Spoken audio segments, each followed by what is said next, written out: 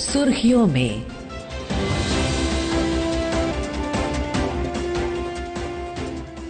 ये आकाशवाणी है। प्रस्तुत है कार्यक्रम सुर्खियों में। इसके अंतर्गत सुनिए 79वें स्वतंत्रता दिवस पर सशक्त और समावेशी अर्थव्यवस्था के लिए प्रधानमंत्री के दृष्टिकोण पर चर्चा। इसमें भाग ले रहे हैं आर्थिक विश्लेषक शिशिर सिन्हा। कार्यक्रम का संचालन कर रहे हैं सुबोध मिश्रा।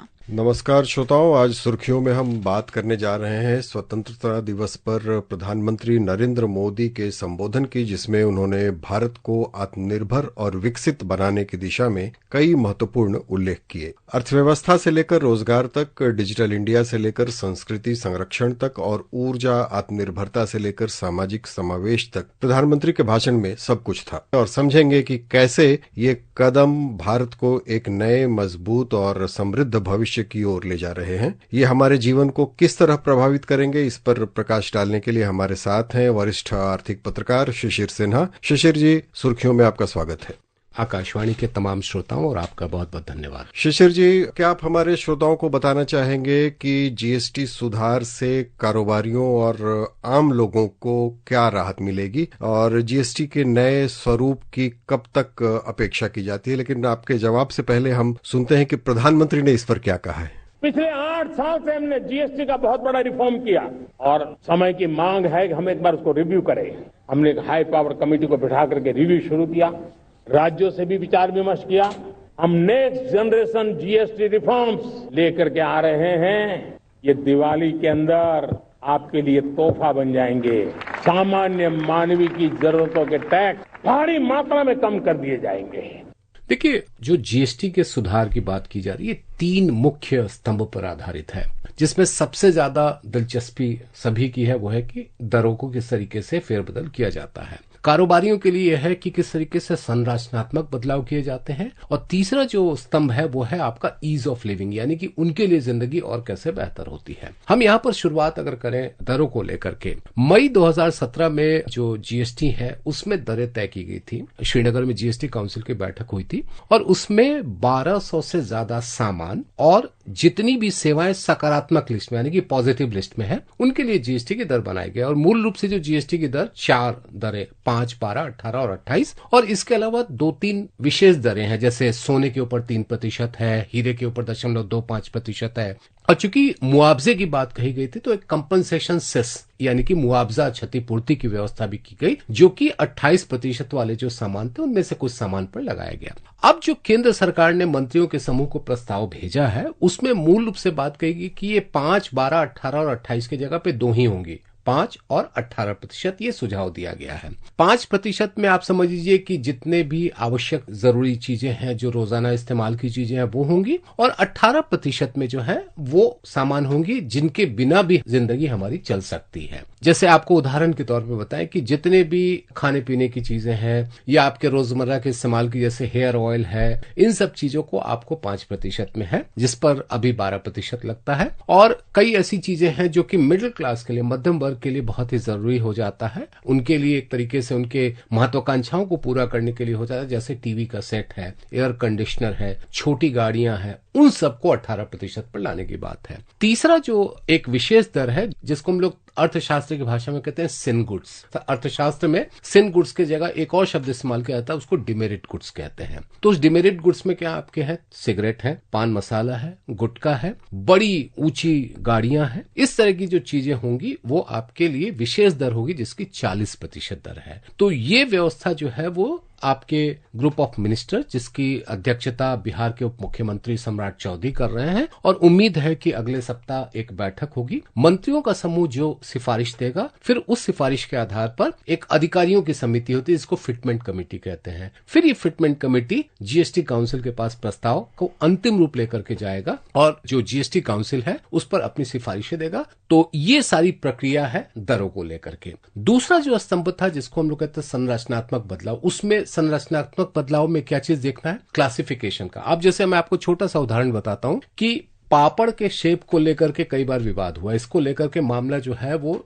कह लीजिए कि न्यायिक प्रक्रिया में गुजरा कि आप त्रिकोण वाले को आप पापड़ कहेंगे या केवल गोल आकार वाले को पापड़ कहेंगे। तो ये क्लासिफिकेशन का इशू था। खाने पीने की चीजों के सामान में ये बहुत बड़ा मुद्दा आया। तो ये दूसरा स्तर है जिसमें बदलाव किया जाना है, जिसको हम लोग संरचनात्मक बदलाव कहते हैं, क्लासिफिकेशन इशू है। और तीसरा जो स्तंभ है जिसको हम लोग ईज ऑफ लिविंग कह रहे हैं, उसमें जो बदलाव है कि जैसे आप यदि एक अच्छे करदाता हैं और आप यदि जीएसटी की व्यवस्था में नहीं है, आयकर आप देते रहे, आप जीएसटी की व्यवस्था में आना चाहते तो आपको कम से कम समय में रजिस्ट्रेशन दे दिया जाए। जैसे 95% करदाता जो है उनको 3 दिनों के भीतर रजिस्ट्रेशन मिल जाए, रिफंड की प्रक्रिया आसान हो जाए। तो ये तीसरा स्तंभ है। तो ये पूरा सुधार का खाका है जिस पर काम चल रहा है और उम्मीद है कि अगले 15 से 20 दिनों में इस पर जो है वो अंतिम स्वरूप हमें देखने को मिलेगा। और इनकम टैक्स यानी आयकर देश के कामकाजी वर्ग के लिए एक बहुत बड़ा मुद्दा है और इस पर नया कानून भी पारित हुआ है। जीएसटी के साथ जोड़कर आप इसका क्या असर देखते हैं?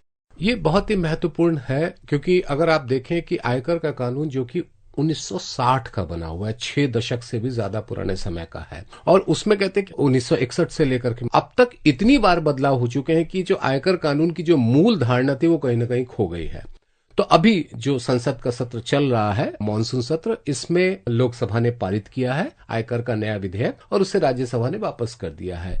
1 अप्रैल 2026 से नया आयकर कानून लागू होना है। तो अब उस बदलाव का सबसे बड़ा स्वरूप क्या है कि सरल हो, सहज हो, समझने में आसानी हो। तो एक तरफ आपके पास जीएसटी में बदलाव और दूसरी तरफ आयकर कानून का नया स्वरूप, इन दोनों को मिलाकर के है कि करदाता के लिए कर चुकाना कोई दर्द ना रहे बल्कि कर चुकाना एक सुखद एहसास दे। और प्रधानमंत्री ने पीएम विकसित भारत रोजगार योजना का भी उल्लेख किया। प्रधानमंत्री विकसित भारत रोजगार योजना आज ही 15 अगस्त को लागू हो रही है। इस योजना के तहत निजी क्षेत्र में पहली नौकरी पाने वाले नौजवान को, बेटे बेटी को 15,000 रुपया सरकार की तरफ से दिए जाएंगे। कंपनियों को भी नए रोजगार देने के अवसर जो भी ज्यादा जुटाएगा उनको भी प्रोत्साहन राशि दी जाएगी। शिशिर जी, इससे युवाओं के रोजगार और स्किल डेवलपमेंट के क्षेत्र में क्या नया होने वाला है? देखिए, अभी कुछ दिन पहले कैबिनेट ने एक योजना को मंजूरी दी थी जिसका नाम था आपका employment linked incentive scheme, ELI जिसको हम लोग कहते हैं। और उस ईएलआई का ही एक स्वरूप आप कह लीजिए प्रधानमंत्री विकसित भारत रोजगार योजना है, जिसमें 3.5 करोड़ लोगों को देना है और उसमें पहली नौकरी पर 15,000 रुपए का जो है अतिरिक्त फायदा मिलेगा। इसके पीछे 2 सोच है। एक सोच ये है कि हम लोग आमतौर पर नौकरी का मतलब सरकारी नौकरी समझ लेते हैं, तो इसका नुकसान ये होता है कि ज्यादा से ज्यादा दबाव जो है वो सरकारी भर्तियों पर हो जाती है और उसमें चूंकि पद की संख्या सीमित है तो जाहिर सी बात है काफी लोग ऐसे होते हैं जो आवेदन करते हैं लेकिन उनके लिए वहां पे रास्ता नहीं खुल पाता है। तो उनको निजी क्षेत्र में किस तरीके से प्रोत्साहित किया जाए, और देखिए निजी क्षेत्र में भी नौकरी ही है लेकिन उसके लिए कैसे उनको प्रोत्साहित किया जाए, तो यहां पर यह है कि जो आपको तनख्वाह मिलेगी उसके ऊपर 15,000 रुपए का अतिरिक्त आपको मिलेगा। दूसरा, अगर ईएलआई में अगर आप देखेंगे तो ईएलआई के तहत जो भी कंपनियां रोजगार दे रही हैं, और ध्यान रखिएगा कि वो मैन्युफैक्चरिंग सेक्टर की बात हम लोग कर रहे हैं, उसमें जो रोजगार दे रही हैं उनको अतिरिक्त वित्तीय सहायता दी जाएगी। क्यों वित्तीय सहायता दी जाएगी? ताकि वो नए काम के लिए वो आगे बढ़े और अपने कारोबार का विस्तार करे। तो निजी स्तर पर निवेश हो, निजी कंपनियां ज्यादा से ज्यादा नौकरी दें। एक और बात जो प्रधानमंत्री के संबोधन में विशेष रूप से उल्लेखनीय दिखी कि जो उन्होंने राष्ट्रीय खनिज मिशन और स्वच्छ ऊर्जा लक्ष्यों की बात की है और उससे ऊर्जा आत्मनिर्भरता की दिशा में अग्रसर होने में भारत को काफी सहायता मिलेगी। पहले प्रधानमंत्री की बात सुनते हैं। दुनिया जब आज ग्लोबल वार्मिंग को लिए चिंता करती है, तब मैं विश्व को भी बताना चाहता हूं कि भारत ने तय किया था कि हम 2030 तक क्लीन एनर्जी भारत में 50% पहुंचा देंगे। मेरे देशवासियों की संकल्प शक्ति देखिए, हमने जो लक्ष्य 2030 में तय किया था वो 50% क्लीन एनर्जी का लक्ष्य 2025 में हमने कर लिया। देखिए, जब हम स्वच्छ ऊर्जा की बात करते हैं तो इसमें जैसे आप कहते हैं ना जीवाश्म आधारित ऊर्जा, जैसे आपके पेट्रोल डीजल कोयला वगैरह जो है, तो अब चूंकि पेट्रोल डीजल तो वहां से नहीं बल्कि कच्चा तेल निकलता है, फिर हम उसको प्रोसेस करके पेट्रोल डीजल के तौर पर इस्तेमाल करते हैं या गैस का इस्तेमाल करना है। अब इसकी जगह पर यह है कि नवीकरणीय ऊर्जा जो है वो सौर ऊर्जा हो गए, पवन चक्की से मिलने वाली ऊर्जा है, या जल के जरिए जो हमें ऊर्जा मिलती है, इन सब पे हम कैसे ध्यान दे सके, और साथ ही साथ जो पारंपरिक ऊर्जा के स्रोत हैं उनको हम किस तरीके से ज्यादा जिसे कहा जाए कि पर्यावरण के अनुकूल बना सके। क्योंकि हमेशा ये भी कहा जाता है कि जो कोयले से चलने वाला बिजली घर है वो बड़े पैमाने पर प्रदूषण फैलाता है। लेकिन क्या उस जगह पर ऐसे उपाय किए जा सकते हैं जिससे पर्यावरण का संरक्षण हो सके? और ऐसे कई जो ताप बिजली घर हैं हमारे देश में, उन्होंने ऐसे उपकरण लगाए हैं जिससे कि वहां पर बिजली का उत्पादन हो, कोयले से ही हो, लेकिन वो उससे पर्यावरण को नुकसान ना हो, कार्बन फुटप्रिंट कम हो। और दूसरी तरफ इन ताप बिजली घरों को ये भी इन्होंने किया है कि जो भी उनके पास खाली जगह है वहां पर उन्होंने सोलर पैनल के जरिए सौर ऊर्जा का कर रहे हैं। तो ये जो पूरा का पूरा ऊर्जा चक्र है जिसमें अभी तक हम जीवाश्म पे ज्यादा निर्भर करते थे और उसके लिए 2030 तक हमने बड़े उसमें लक्ष्य रखे थे, इनफैक्ट 2030 के अब 2070 तक अभी हमारा लक्ष्य है, उन लक्ष्यों में काफी हद तक हमें कामयाबी मिली है। जी, और राष्ट्रीय खनिज मिशन के बारे में भी प्रधानमंत्री ने कहा है। आज क्रिटिकल मिनरल्स की टेक्नोलॉजी के अंदर बहुत अहम भूमिका है और इसलिए नेशनल क्रिटिकल मिशन हमने लॉन्च किया है। 1200 से अधिक स्थानों पर खोज का अभियान चल रहा है और हम क्रिटिकल मिनरल में भी आत्मनिर्भर बनने की दिशा में आगे बढ़ रहे हैं। जिसको हम लोग कहते हैं रेयर अर्थ, जितने भी हमारे ऑटोमोबाइल के हैं वहां पर उनकी उपयोगिता काफी ज्यादा होती है। कुछ समय पहले चीन से जो हमारी स्थिति बनी थी उसकी वजह से रेयर अर्थ को लेकर के एक ये आशंका जताई जाने लगी कि देश में कहीं ऑटोमोबाइल इंडस्ट्री को जो है वो इसमें कितना नुकसान पहुंचेगा। तो अब क्रिटिकल मिनरल मिशन का एक हिस्सा ऐसे मिनरल्स को खोज करना है जो कि वहां पर जो निर्भरता चीन के ऊपर है हम उनको कम कर सके, और दूसरी ओर बाकी और भी ऐसे कई मिनरल्स हैं जो कि हमारे इंडस्ट्री को बढ़ावा देने के लिए, चाहे अब जैसे परमाणु ऊर्जा की हम लोग बात कर ले या फिर हमने जो पारंपरिक जो हमारे उद्योग हैं उनके लिए हम बात कर ले, उन सब जगहों पर क्रिटिकल मिनरल का हम किस तरीके से उत्पादन कर सके। और प्रधानमंत्री ने डीबीटी और नए शासन सुधारों के बारे में भी उल्लेख किया है। नेक्स्ट जनरेशन रिफॉर्म्स के लिए हमें एक टास्क फोर्स गठित करने का निर्णय किया। ये टास्क फोर्स समय सीमा में इस काम को पूरा करे, वर्तमान नियम, कानून, नीतियां, रीतियां वैश्विक वातावरण में अनुकूल और भारत को 2047 में विकसित राष्ट्र बनाने के संदर्भ में नए सिरे से तैयार हो और उसका समय सीमा में अपना कार्य पूरा करने के लिए इस टास्क फोर्स की रचना की है।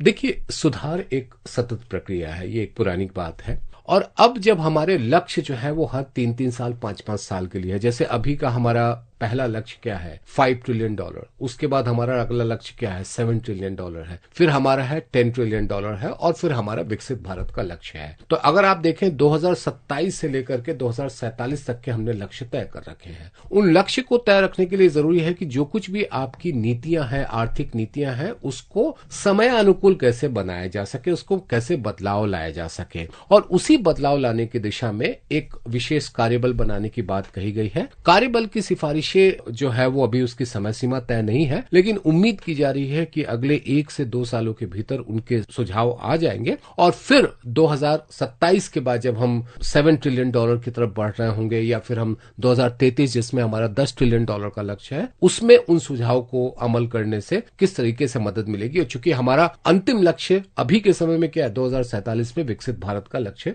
हासिल करना है। तो ये सुधार की प्रक्रिया, सुधार का ब्लूप्रिंट क्या हो, वो आपका इस टास्क फोर्स के जरिए आएगा। जी, तो श्रोताओं, जैसा कि शिशिर जी ने बताया, भारत का विकास सिर्फ आर्थिक आंकड़ों तक सीमित नहीं है। इसमें हर नागरिक की भागीदारी, सामाजिक समावेश और हमारी सांस्कृतिक जड़ों की मजबूती भी जुड़ी हुई है। तो आइए हम सब मिलकर इन पहलों को समर्थन दें और एक विकसित आत्मनिर्भर भारत की यात्रा में अपनी भूमिका निभाएं। शिशिर जी, अत्यंत सार्थक चर्चा के लिए आपका बहुत बहुत धन्यवाद। धन्यवाद। अभी आप सुन रहे थे 79वें स्वतंत्रता दिवस पर सशक्त और समावेशी अर्थव्यवस्था के लिए प्रधानमंत्री के दृष्टिकोण पर चर्चा। इसमें भाग ले रहे थे आर्थिक विश्लेषक शिशिर सिन्हा। कार्यक्रम का संचालन कर रहे थे सुबोध मिश्रा। यह कार्यक्रम आकाशवाणी के समाचार सेवा प्रभाग द्वारा प्रस्तुत किया गया। इसे आप हमारे mobile app news on AIR और YouTube channel news on AIR official पर भी सुन सकते हैं। इस कार्यक्रम के संबंध में अपनी प्रतिक्रिया